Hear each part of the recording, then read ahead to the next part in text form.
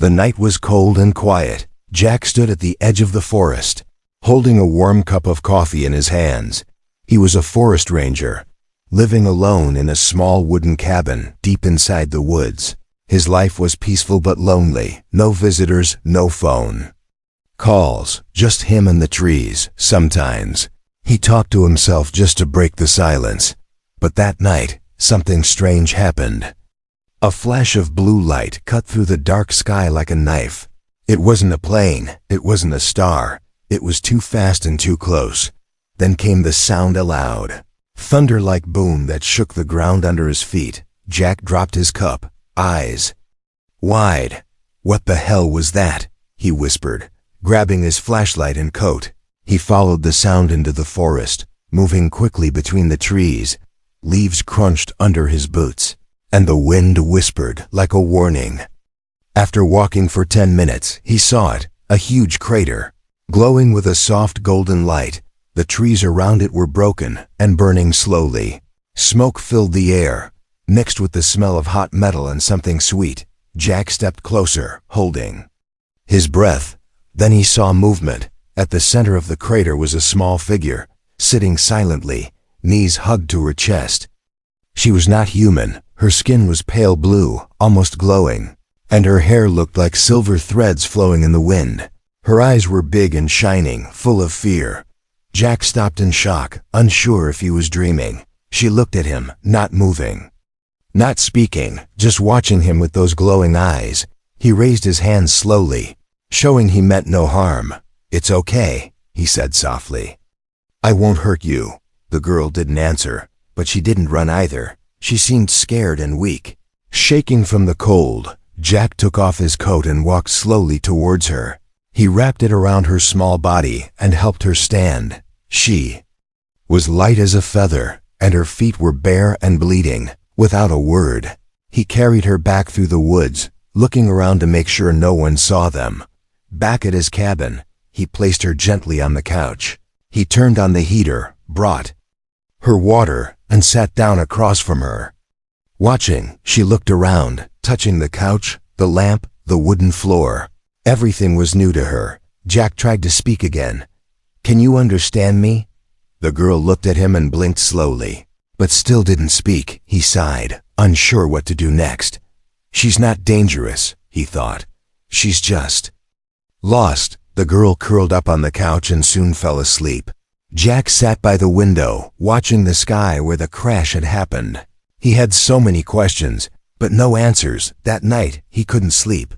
Something about the girl felt important, special. Hours passed, and silence filled the cabin once again, until a strange sound came from the bathroom, a soft humming noise, followed by a click, then a splash. Jack frowned and got up slowly. He walked towards the bathroom and gently pushed the door open.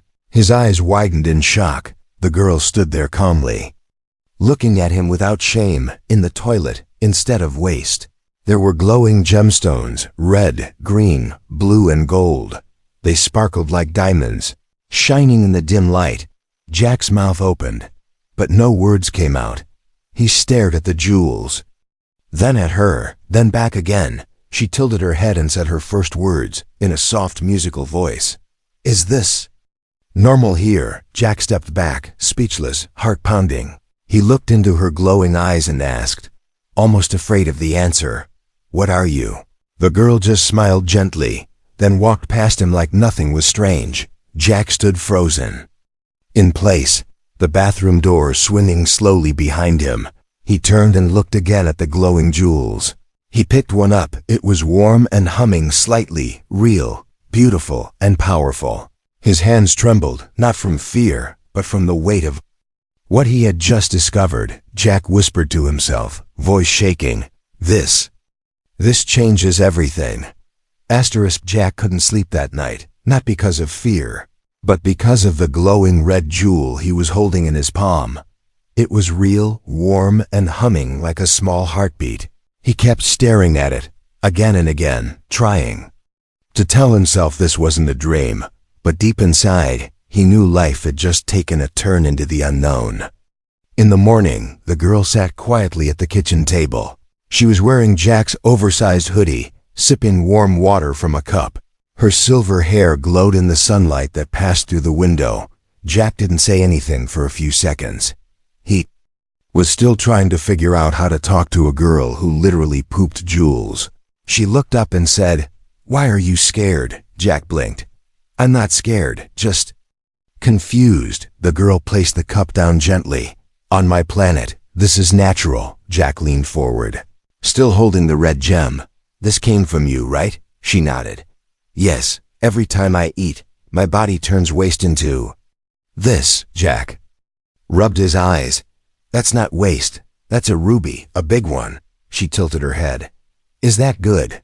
Jack almost laughed. "Good? This could make someone rich for 10 lives. The girl didn't smile. Her face stayed calm, almost sad. Jack noticed that, and his tone softened. "Sorry, it's just Earth doesn't work like your world." She looked out the window. "Your world feels heavy, greedy." Jack wanted to deny it, but he couldn't. He had already thought of selling the gem, or posting a video, or calling someone important. Now, he just felt guilty. He took a deep breath. "Do you have a name?" The girl nodded slowly. "Leora." "Okay, Leora, I'm Jack." They sat in silence for a moment, only the sound of the ticking clock in the background. Then Jack got up, took the red gem, and went to his small storage room. He opened an old box, pulled out a dusty digital scale, and weighed the ruby. "God," he whispered, "it's heavier than it looks." He went online, searched for gemstone prices, tried matching the color and weight. His eyes widened. $50,000, maybe more.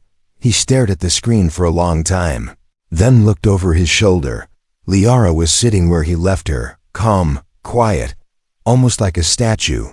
He reached for his phone, his hands shaking slightly. He didn't plan to sell the gem, just show the world what he found. Maybe get some answers, maybe feel important for once. He recorded a short video. Just the gem, no face, no alien, nothing else. Then he uploaded it anonymously to a science forum, titled, "Unknown Gem Found in Forest Not From Earth." He closed the laptop and walked back to the kitchen, acting normal. "You okay?" he asked. "Yes," she said, "but your world is watching." Jack's smile faded. "What do you mean?" Leora closed her eyes. Her voice became low. "They saw the video." Jack felt a chill down his spine. "No one knows who posted it. I didn't show you." Leora opened her eyes. "Still, they are coming." Before Jack could ask anything else, someone knocked at the door. 3 hard knocks. Slow, serious, heavy. Jack's heart dropped. He walked to the window and peeked through the curtain. A black car was parked outside. No logos, no police lights, just plain and cold. A man in a dark suit stood at the door, wearing sunglasses, even though it was cloudy. Jack turned to Leora, whispering, "Did you call someone here?" She shook her head. "They've always known about us, they just needed proof." Another knock, louder this time. Jack stepped back, confused and scared. "Don't open it," Leora said, her voice now sharper, almost like a warning. "But what do they want?" Jack asked. She looked directly at him. "Not me," she said. "What I create, outside." The man knocked one last time and said, "Jack, we know you're in there. We just want to talk." Jack's body froze. "They know my name." Leora stood up, her silver hair flowing like water, and whispered, "This is only the beginning." The man at the door didn't knock again. He just stood there, silent, still, like a statue built for watching. Jack stayed frozen by the window, trying not to breathe too loud. His mind raced. Who was he? What did he know? And how did he know? Jack's name. Leora stepped closer to the door and placed her palm gently on the wooden surface. Her eyes turned brighter, glowing white for a second. Jack stared. "What are you doing?" "I'm listening," she whispered. She pulled her hand away, eyes wide, voice low. "That man is not alone." Jack peeked again through the curtain and saw it now, tiny black drones in the trees, barely visible, like insects with cameras. They were watching the cabin from every side. He backed away from the window and ran to the kitchen, grabbing his car keys. "We have to go."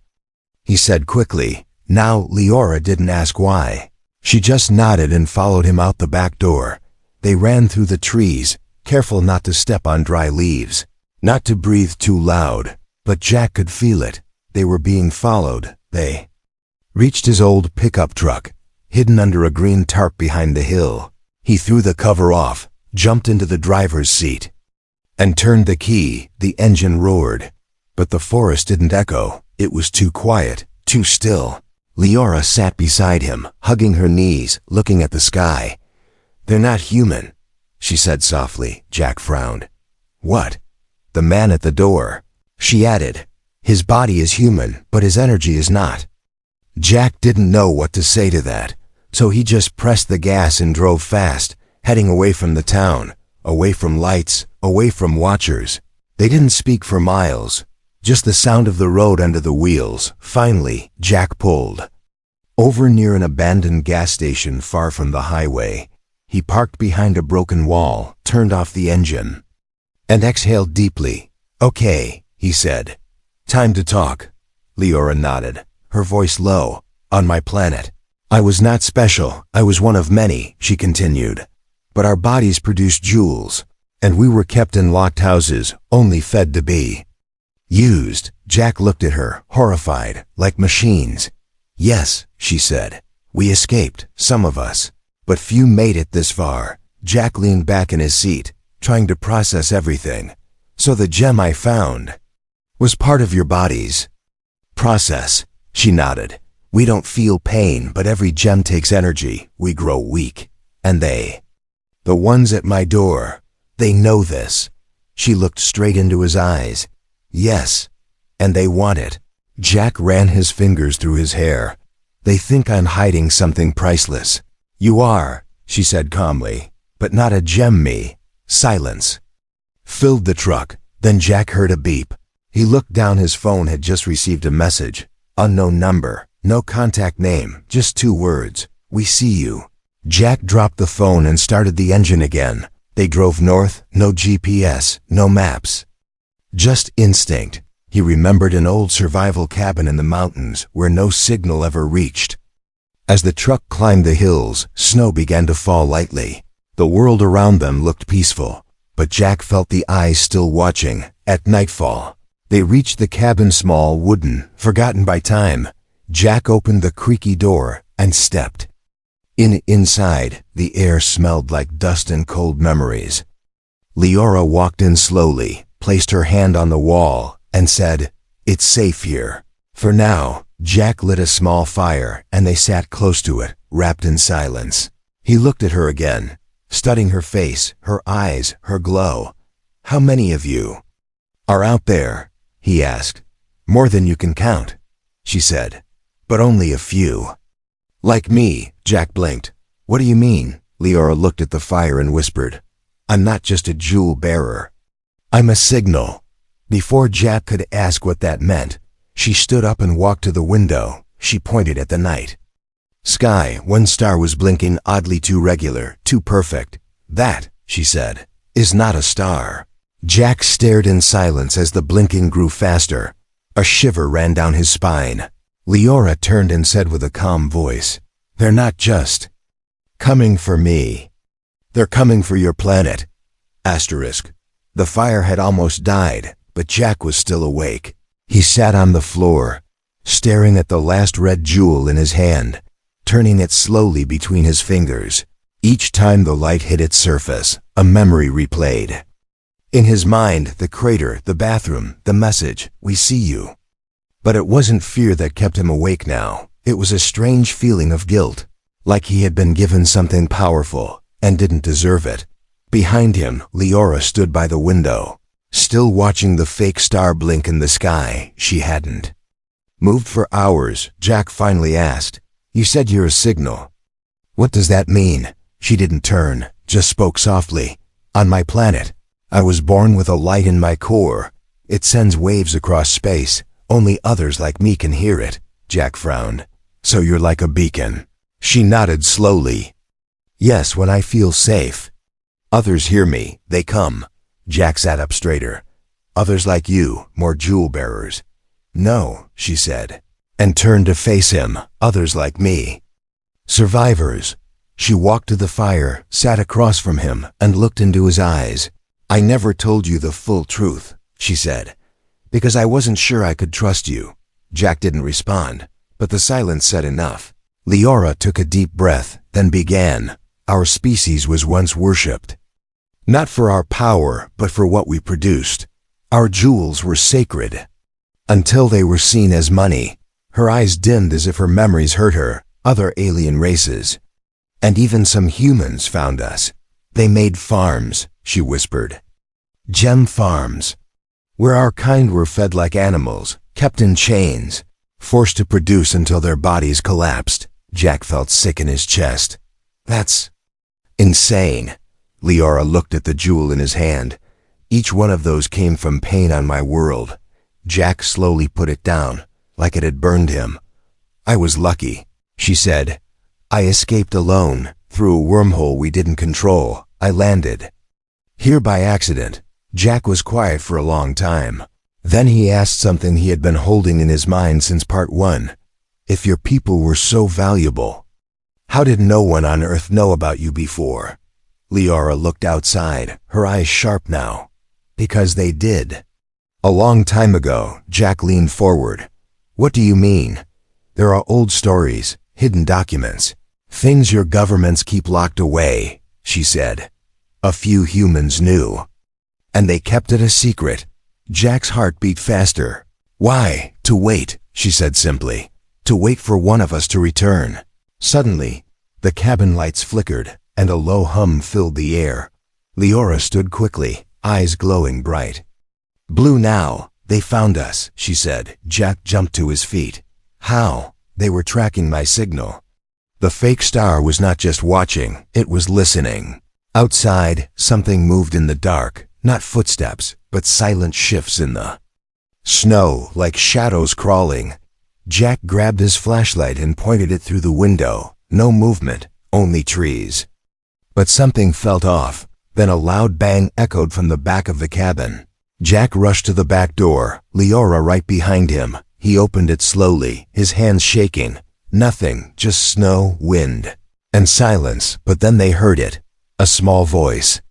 Mechanical, cold, coming from the woods. Return the asset. Or suffer. Jack looked at Leora. They're not here for peace. No, she said. They want to take me back to the farm. And use Earth as the new harvest zone. Jack's mind raced. How many others like you are left? Not many, she whispered, but enough to save or destroy a world. The fire in the cabin flickered out, and for the first time since she arrived, Jack saw something new in Leora's eyes, anger. This time, she said, we won't be quiet. It started with one jewel, then a second. By the third day, the world had changed. Jack's anonymous video, just a close-up of the glowing red gem, somehow leaked beyond the science forum. Someone downloaded it, reposted it, gave it a clickbait title, and within hours, it had over 5 million views. Alien poops precious gemstone. Is this real? Some laughed, others were curious, but the greedy ones. They believed it, and they wanted it, somewhere in Tokyo. A tech billionaire offered $10 million for a live sample in Texas. A gemstone company claimed they had already captured an alien who produced diamonds every day. In the streets of Brazil, people walked into forests with shovels and cameras, hoping to find the girl who makes gold. It didn't matter that no one had proof. The idea was out, and it burned like wildfire. Jack and Leora sat in silence inside the dark mountain cabin, watching news headlines scroll across a dusty old TV powered by solar battery. Alien minerals, fact or fiction? Secret military operations in remote regions? Is Earth a target for resource invasion? Jack turned the TV off, his jaw tight. They're turning the world into a hunt, he muttered. Leora stared into the fire, her body dimmer than usual, skin pale, eyes dull. Jack noticed. You're getting weaker. She nodded slowly. The more I release, the more I fade. Jack suddenly felt sick to his stomach. I should have never posted that video, he whispered. Leora didn't blame him, but her silence said enough. Outside the cabin, wind carried voices, not human voices, but signals, synthetic and strange, drones, satellites, hidden mics. Everything was listening now, but someone else was also listening. Deep underground, in a military lab not far from the capital, men in black suits watched Leora's face appear on a cracked feed. The agent who had knocked on Jack's door was now standing before a cold screen, whispering, "We have confirmation. She's still active." Back in the cabin, Jack stood and began packing. "Come on," he said. "We can't stay here anymore." Leora didn't move. "I need to rest," she said weakly, "or I will burn out." Jack knelt beside her, holding her glowing hand. "You're not a machine, you're a person. You deserve to live." She gave a small smile. "I've never been called a person before." That night, Jack buried the remaining jewels deep in the forest, one by one, so no one would ever find them. He marked the place with only a memory, and swore to himself he would never dig them up, not even if he lost everything. But it wasn't enough. By morning, someone had already tracked his truck's plate using a traffic cam from 3 days ago. A private group of gem hunters was headed his way, armed with cameras, nets, and greed. Elsewhere, more rumors spread. People in other countries claimed to have seen blue girls walking through the woods, leaving glowing trails. It wasn't true, but it didn't matter. Now, everyone wanted one of their own. Leora sat quietly as Jack packed supplies. Water, batteries, food. He paused. "Where can we go that no one can find us?" She looked at the sky, blinking slowly. "There's one place. But it's not on Earth." Jack raised an eyebrow. "You're talking about space." She nodded. "There's a pocket between worlds. A fold in the sky. I can open it." But only once. Jack was speechless. "A way out." "Yes," she said, "but not just for me." Before Jack could respond, a red laser dot appeared on the cabin wall. He ducked instantly, pulling Leora to the floor. Seconds later, the window shattered, and a metal drone zipped in, scanning. Leora's eyes flickered blue, then white. With a sudden burst of light, she raised her hand and the drone melted midair, falling like liquid metal. Jack's jaw dropped. "How did you do that?" She looked at him, her voice quiet. "That was the last of my strength." Outside, more shadows were moving fast, silent and closing in. Jack grabbed the backpack, lifted Leora into his arms, and whispered, "No more running. We find this fold, and we end it." As they disappeared into the forest shadows, the first soldier reached the cabin, stepping over melted metal and broken glass. He looked around and spoke into his earpiece. "They're gone." "But she's growing unstable," a voice replied coldly. "Good, let her break. Then we harvest whatever's left." It began with silence. No explosions, no sirens, just a strange quiet, like the earth itself had paused to listen. Across different parts of the world, telescopes stopped working, satellites went dark, skies above cities changed, stars disappeared, replaced by shadows too large to belong in the sky. And yet, no one screamed, not at first. High above the planet, just beyond the edge of Earth's breath, they arrived, not in ships made of metal, but in shapes that folded light, twisted space, and hummed with soundless energy. Leora's signal had been received, and now the others had come. Jack stood with Leora in the middle of a frozen lake deep in the northern woods. The sky above them pulsed with a soft blue ring, wide spinning. "And alive, this is it," she said, her voice barely audible. "The fold is open." Jack stared upward, heart pounding like a war drum. He had never seen anything like this, not in any science book, not in any dream, not even in nightmares. The ring above was not just light, it was alive, aware, watching them. "You called them," he said slowly. "You called your people." "No," Leora whispered. "I called the survivors." As the sky burned blue, multiple beams of pale light dropped silently from the heavens, touching forests, oceans, deserts, and mountains. From each beam, a figure stepped out, glowing like stardust, silent as snow. They didn't speak. They didn't move like humans. They just looked around, taking in the planet that had once tried to claim one of their own.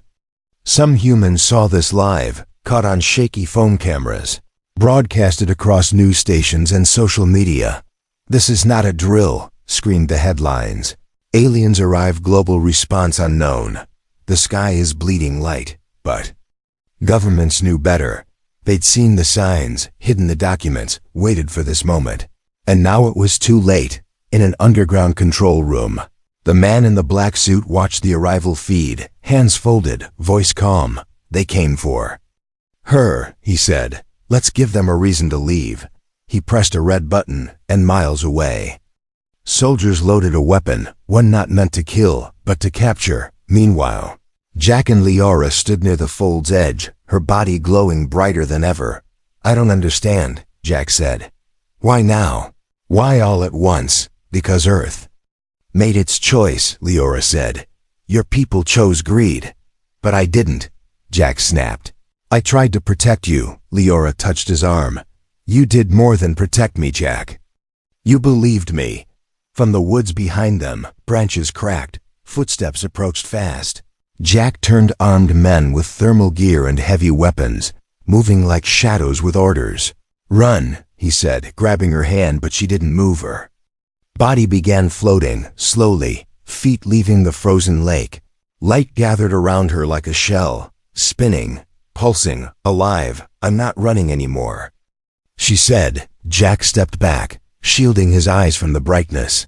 The soldiers opened fire, not with bullets, but with nets made of energy. They flew toward Leora, but the light around her pushed them back like waves hitting rock. Then she spoke, not in English, not in any human language, but in a tone so powerful the lake cracked beneath them. The fold in the sky grew louder, wider. From the other side, voices answered, not screaming, not angry, but full of sorrow, like a choir, mourning a broken world. Then came the broadcast. Leora's voice translated into every screen, every speaker, every ear across the globe. Her message was simple. You tried to own what was never yours. Now your world will be tested not by power, but by choice. You can protect, or you can consume.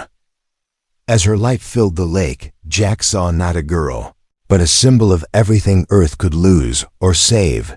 And as the other alien survivors floated above their beams in different corners of the world, the people of Earth finally saw what they had been chasing. Not gems, not aliens, but a mirror, and the reflection was terrifying.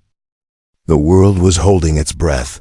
From mountain villages to space stations, from dusty schools to glass-walled boardrooms, every eye was locked on the sky.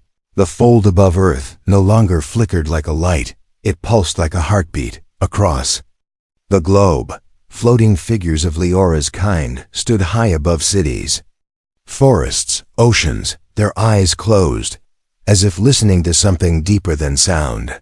Earth was no longer in control. Jack stood beside Leora, breath clouding in the cold air, heart pounding like war drums. But Leora was calm, her voice steady as she looked toward the sky. "The judgment begins now," she whispered. Jack swallowed hard. "Judgment by who?" "Not by us," she said. "By your choices then." Something strange happened. Every screen on Earth, phones, TVs, billboards, car dashboards lit up with a single image. Jack, not Leora, not the aliens, not the soldiers, just Jack, standing with her by the lake, holding her hand, refusing to run. A voice filled the airwaves, not human, not hers, not his, but something ancient, something neutral. This world was given a gift. A life that produced treasure without destruction. But instead of protection, you chose pursuit. Instead of care, you chose capture. Governments went silent. People stopped scrolling. Fingers froze above keyboard keys. Stock markets halted. Protesters dropped their signs. Soldiers lowered their weapons. And then came the question, will you change or will you continue? The sky split with light. Not fire, not lasers, but memories. Billions saw flashes of what they had done, videos of greed, Footage of those who hunted, images of factories being prepared to harvest the alien kind. But they also saw something else, Jack. Digging holes in the forest to hide the jewels. Jack, giving up money, safety, power to protect Leora. Jack, choosing compassion. It wasn't perfect, but it was enough. Leora stepped forward, her voice finally reaching the world again. "I am not your enemy," she said. "I am your mirror." And then she offered the earth a gift, one final gem, glowing white. Unlike any other, she handed it to Jack, who didn't sell it, didn't bury it, just placed it at the center of the frozen lake. That light spread not across land, but across hearts. Some people wept, others smiled for the first time in years. Some turned off their screens and stepped outside to look at the stars. Not as things to conquer, but as places that might forgive. The fold in the sky slowly began to close, its light softening. No longer a warning, but a promise. The alien beings, those jewel bearers, one by one disappeared into the fold. Not escaping, not running, just returning. Leora turned to Jack one last time, her glow fading gently like the sunset. "You changed everything," she said. Jack smiled, eyes wet. "No, you reminded us what we forgot." She reached forward, pressed her glowing hand to his chest and whispered, "Keep that light alive." Then she was gone. No flash, no sound, just a feeling like warmth after a long winter. Months later, the world had changed, not overnight, not completely, but things were better. Less greed, more kindness, more laws protecting unknown life. Jack never became rich, never went on TV. He lived quietly, planting trees where Leora once walked, writing journals of what had happened, not to prove it, but to remember it. The white gem at the center of the lake still glowed softly, but no one dared touch it because it wasn't treasure. It was a reminder that the most valuable thing in the universe is not what you take, but what you choose to protect.